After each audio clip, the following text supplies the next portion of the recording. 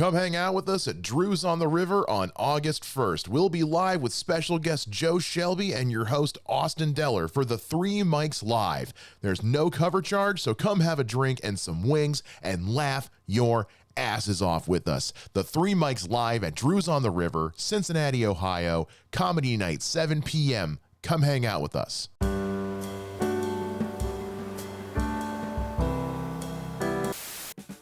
Where the fuck do we want to start? I don't know, man. It's been a weird week. I drove down to Cincinnati last week for work and got to see him doing all the shit for the new Superman movie. Did you see anything? Not really, because most of what they were shooting, I guess, was inside. But outside, one of the flagpoles, I guess, had the Metropolis City flag, I guess, for whatever they're using for the movie flying. Okay. You can see where they had the lighting rigs set up. They'll be like shining in through the front windows they have up there. I have a video somewhere. Let me see if I can look at it. I took, because the thing is, the Union Terminal is off the exact same exit as my office. And if you loop that around, the road that's facing the entrance you would normally go in, that red light takes forever because it's an exit ramp right there. I know what you're talking about. Yeah. So I just sat there, just like fucking camera on the dashboard, just like, well, I'm here staring at it. So how long are they filming down there? They're just for the day. Oh, just for the it was for the day. They had been in Cleveland for like 6 weeks.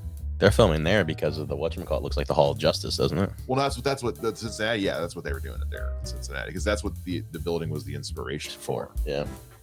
Because that's where the studio used to be based out of. It's also where my personal Superman in my life was born and raised, JD Vance. Yeah, he wasn't. No, he wasn't. No, he wasn't.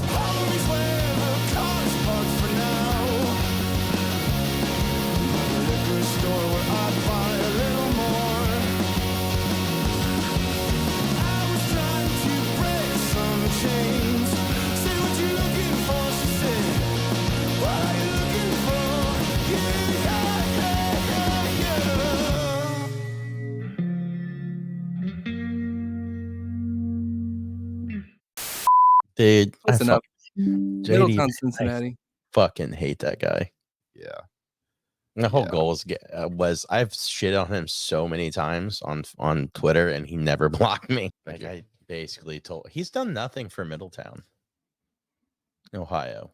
I know. I lived there for 4 years. I worked there for a really fucking long time, and he's literally done nothing for his own hometown. The only thing he's done for his hometown is leave. Like, that's it. He never gave a fuck about Middletown. He fucking wrote a book about it. I like how he blames his mom's addiction on like the cartel and shit, when she was literally like working as a nurse and stealing pills. Oh, I know. I remember one of the things I sent him on Twitter was like, guys, I was like, you're just a piece of shit. Like your mom's I can't remember. It was something like along his mom's drug abuse, because he was making fun of foreigners pretty much. Oh, lovely. Yeah. And fantastic. I was like, oh, okay. Yeah, your mom, like your mom did not get those drugs from foreigners. She literally stole those. Like, she did the Middletown thing and stole them from people. Like something like that. If you gave a shit about Middletown, if you gave a shit about drugs in Ohio and Middletown, Ohio, your mom still wouldn't be hooked on drugs. Some shit like his mom is more Middletown than he will ever be. Yeah. Like, I just don't. It's a great way of looking at it, actually. Yeah. He never gave a fuck about Middletown. That's why nobody in Middletown knows who the fuck he is. The only reason they have an idea who he is because of the fucking book he wrote. Because of the book. Yeah. Well, it's like I think it was, did I talk about that on here last week? I was like, he picked Vance because he's a businessman, not a politician. Yeah. He picked him as a fuck you to politicians. Somebody says he has the the personality of a dial-up modem. That was really Did you see his speech? The speech that he started to give earlier today? No. He basically said something along the lines that he was like, isn't it crazy that the radical left think think it's racist to. Well, I mean, I guess they kind of think everything's racist. You know, I drank a Diet Mountain Dew yesterday, had another one today. They're probably gonna say that's racist. You know what? I was Just because he said something, yeah, I'm gonna find a way to make that racist. I'm First off, Diet Mountain Dew. I'm gonna find a way. Disgusting. Yeah, pussy. You So you're drinking Diet Mountain Dew. Is that because you think you're fat? fucking. Because you JD Vance are.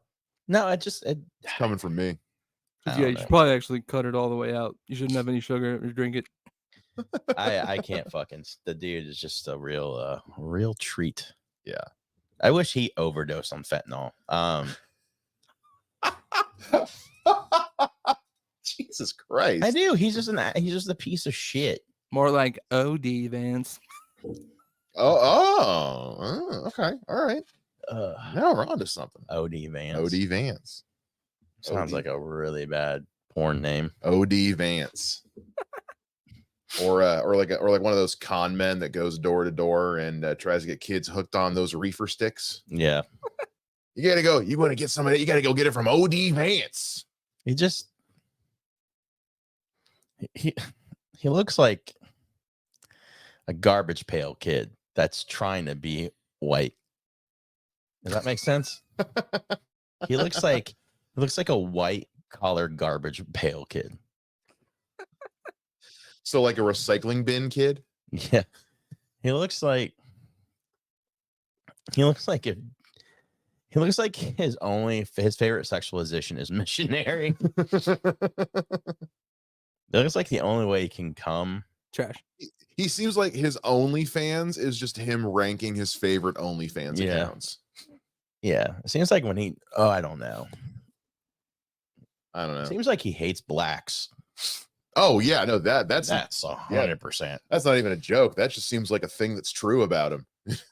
No, he just drinks Diet Mountain Dew, dude. Who fucking drinks Diet Mountain Dew is the nastiest of the diet drinks. Yeah, dude, it's not racist to drink Diet Mountain Dew. It's just gay. Fucking disgusting. It's just dumb. That's when you know he sucks dick. You can swallow Diet Mountain Dew. You can swallow cum. Yeah, that's a fact. Because ugh. And I say that as somebody who used to not be picky about the things he put in his body, and Diet Mountain Dew is not one of them. Absolutely not. Who do you think will be first between Trump and Vance to make a racist comment about Kamala Harris? Vance for sure. Vance for sure. Trump's had enough practice of not trying to say anything. Of not doing that. And I think that they've gotten really good at. I think he's gotten really good at just repeating the same 5 things over again. JD Vance is a loose cannon. He is an unchecked landmine, and he scares the shit out of me, honestly, because they don't know anything about him. Does anybody? No, he probably kills those hookers, the prostitutes. Probably does. Like, there's a bunch of prostitutes that want this. Nobody knows about this. I feel like there's a bunch of prostitutes from Middletown, Ohio, that end up dead. Yeah, I can't say I know anything about dead prostitutes in Middletown, Ohio. It's been like probably 10 years, but it's a lot. To where you're like, there might be a serial killer. I don't. Hey, look into it. If I was a serial killer, who do you think I'd get away with killing the most? The class of people that nobody cares about? If you go to school, I mean, it's statistical. There's a reason why they get targeted. It's because the police are less likely to look into it. No, totally. Yeah. Absolutely. It just, I don't know. It just, yeah. I don't know. Well, I just feel like, why? Follow the Dayton comedy scene on social media at Gem City Comedy, or learn more at www.gemcitycomedy.com. This is truly the strangest timeline that we are living in. I don't understand anything that's happening anymore. I was texting with a friend of mine who lives in Canada, and she was just like, I'm genuinely concerned about what's going on in your country right now. And I was like, so are we. We don't know what's happening. I don't think Kamala can win. No, I don't. I honestly don't. I think she has a better chance than Biden did. Well, here's the thing that I kind of thought about last night and this morning, which is it honestly doesn't fucking matter when you really, really think about it. It doesn't matter who they put up, because the people who are going to vote for Donald Trump are going to vote for Donald Trump. He's and the people who are none of vote, and everyone else is going to vote for literally anybody they put up that's not Donald Trump. It's just a numbers game at this point. It's a numbers game. I'll say this. I don't know if I'm the only person in America that's like this. I don't know if I would have voted for Biden if he was on that ticket in November. I legitimately don't know. I might have either not voted or voted third party or just skipped that box. But Kamala, I'm going to vote for Kamala Harris. I'll vote for one of her eyelashes before I vote for Donald Trump. But I mean, I guess there is probably a lot of people that do that. They would pick up votes on people who would not vote for Biden because of his cognitive state. Yeah. And all the sexual assault allegations. I mean, there's many reasons why I didn't vote for him 4 years ago. No, I'm talking about Biden. I know, that's what I'm saying. I didn't vote for Biden 4 years ago either. I did. I just didn't feel good about it. I voted for Biden just because of the fact that I hate Trump. Yeah. It's I don't know. If I don't feel more than 50% good of a person that I'm voting for president, then I'm not doing it. I don't know. This is going to be, because now for like the first time in like over 100 years, I feel like they're going to have to use the DNC for what the DNC was designed for. Yeah. Like, cause it's like, this is what it's supposed to be, which is where like the front runners come out and then you pick your candidate. What it's been for like the last 100 so years is we know who we're putting up a year and a half out. This is just a red carpet event for Kid Rock to come out and do whatever the fuck that was. Hell yeah, brother.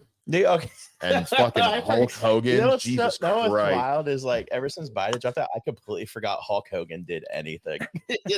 Dude, holy shit. Fucking John Oliver last week tonight posted on Threads. Goddamn Hulk Hogan. I forgot about that. Last week tonight posted on Threads like an hour after Biden declared he was dropping out. He said, quote, "Hey, let's switch our taping day to Saturday. No big news ever happens on a Sunday afternoon," quote, "some idiots." So because it was their first episode back in a month. And I watched the episode this morning, and the first thing that goes up is a slate that says this episode was taped Saturday, June 20th. 2024. And in the episode, he makes like 4 different jokes about, we're taping this on Saturday. Who knows if Biden's still in the race by the time this episode drops? And lo and behold, he fucking wasn't. Because this whole episode was about the RNC. And the migrant crime thing they seem to think is happening, which migrant crime isn't actually a thing. What do they even call migrant crime? Literally anything committed by someone who's not a white person. Yeah, I'm not even kidding. There's like this whole thing they go into with like this like Hispanic kid that got like shaken down on the streets by a couple of cops, and how it turned out to be just a couple of cops being racist punks or whatever. Oh yeah. And then there was these like vigilante group that like beat up some kid on Times Square like during a Fox News live interview or some shit, and they like let it run. Yeah, it's wild, man. It's a wild time to be alive. I wonder, my thing is, I wonder how long they knew Biden was going to drop out. Well, they had to know for long enough to where, so yeah, 14 million people voted. They pushed forward Biden as their candidate. They had to wait for that to happen first, because I don't think Kamala would have made it otherwise. It was kind of skeevy, honestly. It's kind of fucked up, but I understand at this point we got to doing whatever we can to stop Project 2025 or whatever the hell it's called. Do you think the way they did it was kind of a slap in the face to democracy, if I'm being honest? Well, do you think it was also because like they're like, oh, he can do this, and they saw the debate and they're like, maybe not? I think it was a combination of the debate. I think there were nothing has been confirmed, but there were rumors that Obama was even like reaching out to him to say like, hey Joe, pull out. I guarantee you he was. And then I guess oh no, I'm almost certain it just there was a rumor circulating and it was never confirmed. But there was another thing, I guess, where he was like, the only way that like I would drop out would be like if I got ill, and then like he gets COVID the other day. Now I think that's faulty. I think that's a poor man's excuse. Yeah. I think it's legit, but I think it's a poor man's excuse. But I also feel like, I don't know, Vander, I think you may have been the one that put this in the group chat when you were talking about it. I know somebody brought this up, but like, it really is in its own way clever, because he's kind of like everything that the RNC just spent a week dedicating all their time to, which is, Hunter Biden this, Hunter Biden that, the Biden crime family, blah, blah, blah. All that's now. It doesn't matter. Yeah. And it's kind of, it's making fun of them in a way, because they knew that, because what they attacked specifically was Biden's cognitive decline and his age and how he's unfit to be president. That's what the Republicans have been talking about all year, basically. So they're one leg to stand on. Now, I'm sure, on the other hand, they do have, I'm sure there's other argument points that they've thought of. Republicans, for the most part, aren't completely inherently stupid, aside from Trump himself. Like, basically anything that they had against Biden, anything they had that they would have brought up in like debates and stuff, a lot of it's still going to apply to Kamala as well. So that's kind of where they not necessarily mitigated the damage of making themselves look like fools, but that is kind of a one-up. Whereas if they would have put up like Gavin Newsom or Amy Klobuchar, like, they wouldn't have had all the same debate points to bring up. But everything that applies to Biden and his policies is going to apply to Kamala as well. She's basically been running this country for 4 years. Oh, yeah. I called this when they were first back in 2019. I was like, oh, no, whoever Biden's VP is going to be the actual person doing everything. Biden's there to be a pedestal. It's just now they can't, now the figurehead has a crack in it, and they can't show him off. They can't use him as the pedestal, as the figurehead anymore. Yeah. I think they were dumb for not doing this a long time ago. Because, listen, it was Biden versus Trump. We've all been thinking that for, honestly, all 4 years. We've known that Trump was going to come back out and try to get reelected. I didn't think he'd fucking try. Oh, I knew he would, dude. He's so hungry for power. But we just can't have another. They should have known we can't have another election where it's old, white, right-leaning, conservative boomer versus another right-leaning, conservative, white boomer. Like, that's it's like you're not getting the same guy, but like you gotta have something else. I think Kamala was a good choice just because it's black versus white, it's woman versus man, it's former prosecuting attorney versus a lawless goon. Like, it's a good choice. Like, they did it wrong. They did it very wrong. They slapped us all in the face. But this was very poorly handled in so many different ways. It doesn't piss me off because I kind of figured I expected this. Does that make sense? Yeah. I don't know what I expected. Not super surprising. I think I got to a point where I didn't have any expectations. So it was not, I'm just at this point, I'm tired of trying to expect what's going to happen next or hedge my bets. Cause at this point, I don't fucking know anymore, man. I don't know anymore. This is so, this is just so bizarre. This is truly something out of a movie. I can't even, I'm going to have to explain to a child someday, as I'm driving the white van, just like, hey, like, look, this is what things were like when I was a kid. Now shut the hell up. Okay. What child are you picking up in a white van, brother? Look, man, I don't tell you how to live your life. Don't tell me how to live mine. I'm fucking kidding. I'm gonna have to explain this someday, and it's just gonna be one of those, like, you just had to be there. This is like you had to be there kind of situation. Now I understand why my dad didn't want to talk too much about like living through, like the Nixon and stuff like that. He's like, you had to be there. Yeah, and that's true. That's how every point of history is. Like, this isn't the craziest thing that's ever happened to a presidential election, but like, it's what we have to deal with now. It's the Homer and Bart meme. It's like, this is the craziest thing to happen in an election. The craziest thing to happen in an election so far. It's just, I don't know. It's fucking weird. Hey guys, Mike Shea here. Just want to thank y'all so much for watching the Three Mics on YouTube, listening to the podcast, and enjoying our clips. If you do enjoy the show, please make sure you like and subscribe, hit the notification bell, and check out our website, www.the3mics.com, to find out where you can see us next and follow along with us everywhere we're at. I feel like I say this every week. I'm tired of living through. Oh, I don't care about living through stuff. I'm tired of living through like, historic because like this, you just man. get desensitized. It's just because of the fact that like nobody really, I mean, the news, not a lot of people are talking about Trump's assassination that much because we're so used to shootings. Well, I think it's because we all also realized really quick, oh, this, like, we care more about the guy that got killed than we do about Trump's fucking ear, first and foremost. And second of all, everything surrounding it reeks of being bullshit. Oh God. So like the guy going, the innocent bystander getting killed notwithstanding, the whole thing feels like a publicity stunt gone wildly wrong. It low-key does. They grilled her today too. Did they really? Dude, AOC tore her apart. Like both sides tore her apart. Tore apart. The Secret Service, the director of the Secret Service. Oh, did they really? Both sides. Oh, I'm sure. One lady was like, I don't think you have I don't think you don't know, or you don't know shit. Oh, yeah.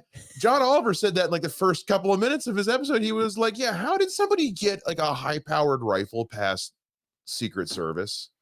Seriously? It's not even that they got it past. They just didn't have the perimeter as long as it should have been. AOC told the lady, she was like, this is an AR-15. It is the most popular assault rifle. Is that what it in was? The world. AR-15? Yeah. A semi-auto AR-15, most popular automatic rifle in the world. And it has a range of 400 to 500 yards. Why did you not have a perimeter that clears every second to third story building within 400 to 500 yards of where he was standing? It was only 200. It was a 200-yard shot. That wasn't even 200. It was barely less. It was like 150. Yeah. They do 150. They do tighter security for Beyonce. It's just weird. It's because they knew about him for an hour. Yeah. Yeah. That's the craziest part. They knew about him for an hour. Makes you wonder if it wasn't in low-key inside job. That's what I'm saying. It's just like it's like if this was a true, honest to God botch job, this is the botch job to end all botch jobs. Yeah. Like, what is the most spectacular failure in all of like criminal history? The monumental fuck up surrounding the attempted assassination of Donald Trump. Well, then there's also that video. I don't know if you saw the video. They weren't for sure if there's a guy on the water tower.